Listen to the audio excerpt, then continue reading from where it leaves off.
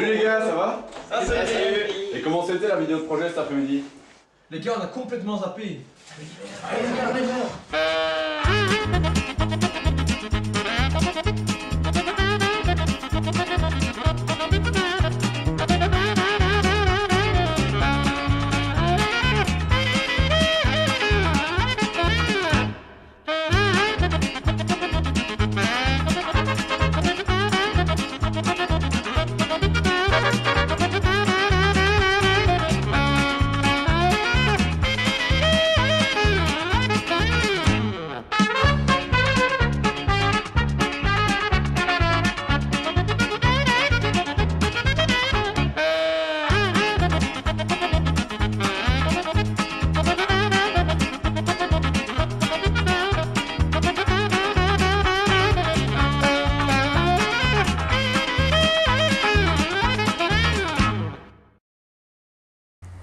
La chaux désigne tous les produits dérivés du calcaire.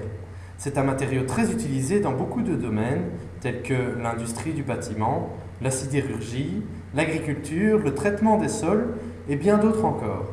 Qui plus est, la Belgique est un des premiers producteurs de la chaux dans le monde. La chaux est produite à partir de la pierre calcaire, pierre d'origine naturelle extraite des carrières.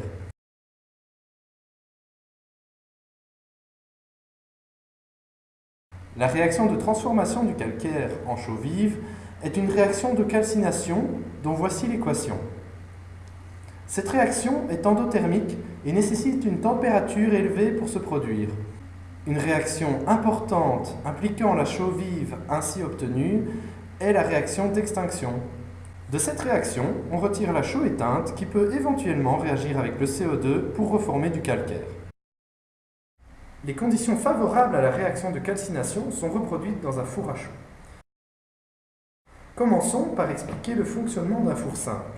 La pierre calcaire est introduite par le haut du four et descend progressivement pour être calcinée dans le tiers central.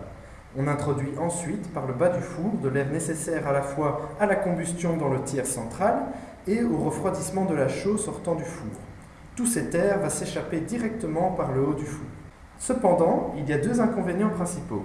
Premièrement, les fumées sortant par le haut du four sont à haute température, plus ou moins 300 degrés.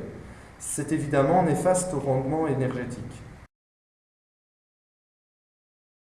D'autre part, le profil des températures des pierres en fonction de la position dans le four est en forme de cloche, ce qui est trop peu uniforme pour une calcination optimale.